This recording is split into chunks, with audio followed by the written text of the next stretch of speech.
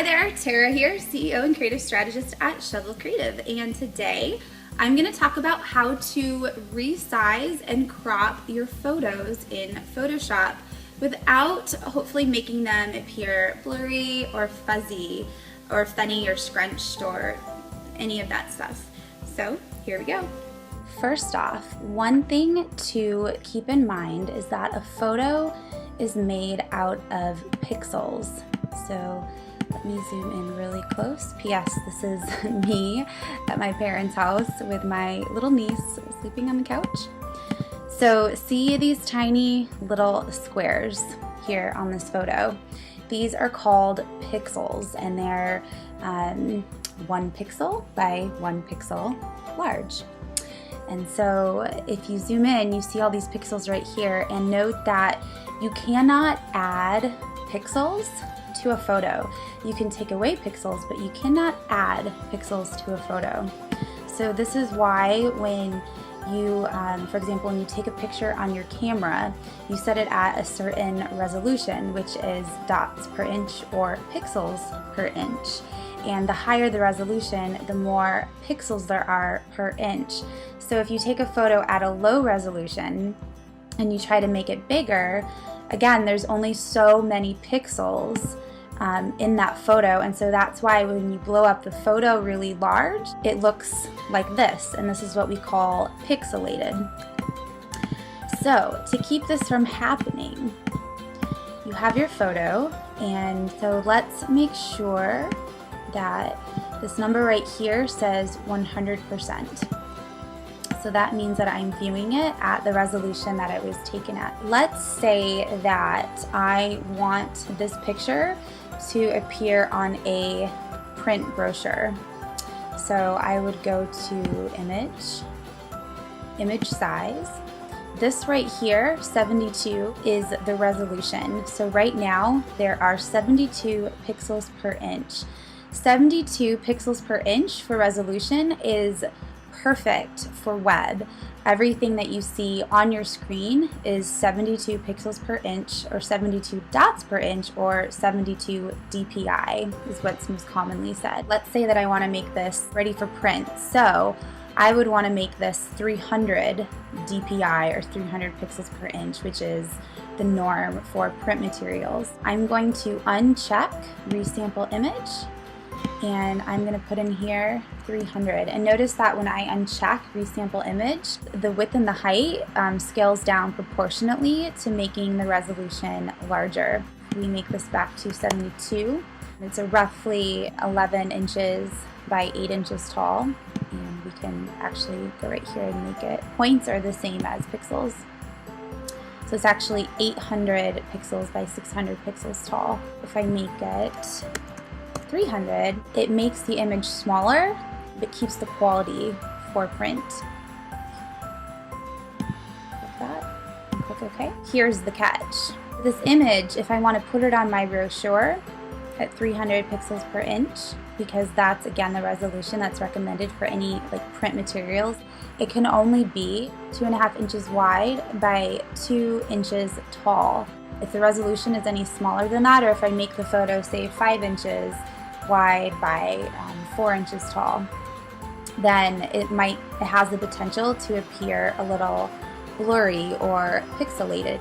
Because again, if you make an image bigger, you can't add any pixels to it, so it's going to appear pixelated. Now typically when you're resizing images, say for your website, and you are wanting to load new images for your slider on your homepage, 72 DPI is fine, because again, it's for web.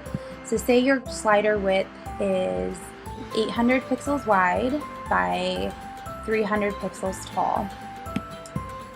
So let's go here, let's go again to image size and convert this inches here to points or pixels. It's the same, again, it's the same thing. And oh look, lucky me, this photo is already 800 pixels wide, but it's 600 pixels tall. So now that means we're going to have to crop this photo.